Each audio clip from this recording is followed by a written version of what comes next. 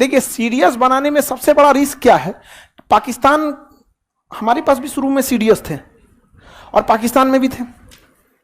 उस समय का सीडीएस ज्यादा पावरफुल था, वो तीनों सेनाओं का हेड होता था, उसी के हाथ में एयरफोर्स, उसी के हाथ में नेवी और उसी के हाथ में थल।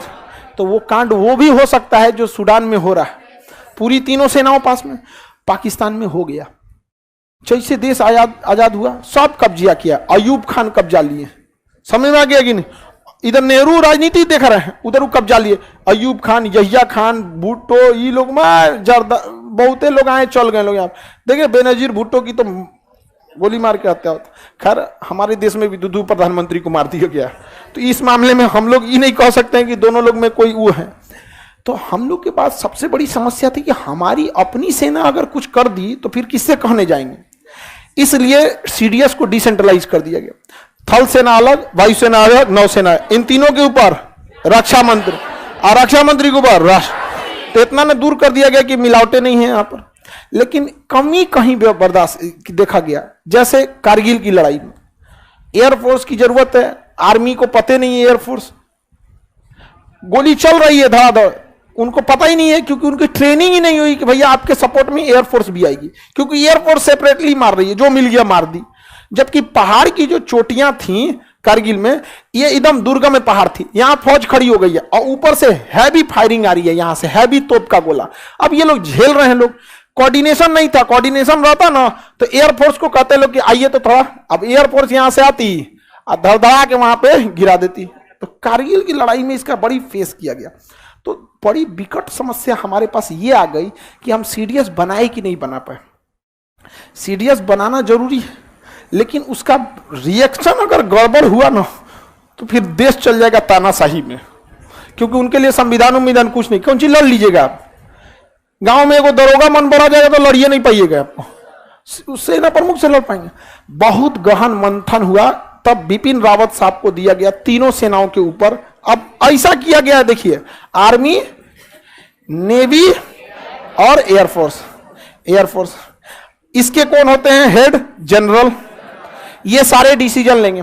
नेवी के कौन होते हैं, एडमिरल होते हैं, ये सारे डिसीजन लेंगे। एयर चीफ कौन होते हैं, एयर चीफ मार्शल, सारे डिसीजन यही लेंगे। एयरफोर्स में आर्मी में अल्टीमेट पावर जन, और जो चीफ ऑफ डिफेंस स्टाफ बनाया गया ना सीडीएस, इनको कहा गया कि आप इन तीनों के ऊपर हैं, लेकिन एडवाइस दीजिएगा बॉस। क्या दीजिएगा, एडवाइस दीजिएगा आप, मैंडेटरी नहीं है आपका बात मानना, क्या है, सलाह। तो वहां पर क्या है, एक फायदा है कि कारगिल की लड़ाई में अगर आर्मी को चाहिए सपोर्ट, या किसी लड़ाई में आर्मी को चाहिए एयर सपोर्ट, तो ये जनरल को पता है कि एयर सपोर्ट चाहिए, जनरल किसे बोलेंगे, सीडीएस एयर चीफ मार्शल अभिनंदन, विंग कमांडर अभिनंदन, राफेल लिया, धड़धड़ा के गिरा दो 2 कुंटल बम। 2 कुंटल तो बहुत कम बम बोले हैं, सबसे कम बम गिरता है तो 10 कुंटल। 10 कुंटल से नीचे बम कौन सी गिराएगा, उसको चिटपुटिया बोला जाएगा। अरे 1 कुंटल का तो उसका खोखलवा होता है, आपको कौन सी प्लास्टिक में रखता है। अरे 2-4 कुंटल बम ना गिराए तो बम कौन सी हो, 2-4 कुंटल में क्या होना है, टन में बम गिराया जाता है, टन में 5 टन 6 टन ऐसे बम गिराया जाता है यहाँ पे। तब कौन जी 2 कुंटल 3 कुंटल बम से किसको क्या दिक्कत होता है, दिल्ली युद्ध हो जाता, नहीं हो जाता युद्ध। आगे बढ़े तो बताइए, सीडीएस का पद रख दिया गया। सीडीएस के ऊपर कौन है, रक्षा मंत्री, और इनके ऊपर राष्ट्रपति। समझ गया कि नहीं आ गया, रक्षा मंत्री और राष्ट्रपति। सुरक्षा सलाहकार भी यहीं आ जाते हैं, आपका जो नेशनल सिक्योरिटी एडवाइजर। बट ये जो होते हैं ना एनएसए, ये पीएम को संभालते हैं, ये पीएम हो गए, और पीएम और नेशनल सिक्योरिटी एडवाइजर, ये इन दिनों के बीच में कड़ी का काम करते हैं, नेशनल सिक्योरिटी एडवाइजर। यानी इन लोग को अगर प्रधानमंत्री तक जाना है तो बीच में एगो बैरियर है, कौन, नेशनल सिक्योरिटी, अभी अजीत डोभाल साहब है। तो आर्मी को इस तरह से डिजाइन किया गया। अब चूंकि हम लोग नए लोकतंत्र हैं, हमारे यहाँ अगर तख्ता पलट हो गया तो संभलते संभलते हालत खराब हो जाएगा। समझा गया कि नहीं आ गया।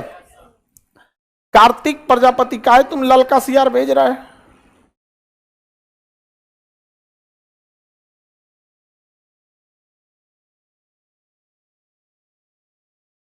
चलिए आगे बढ़ते हैं हम लोग।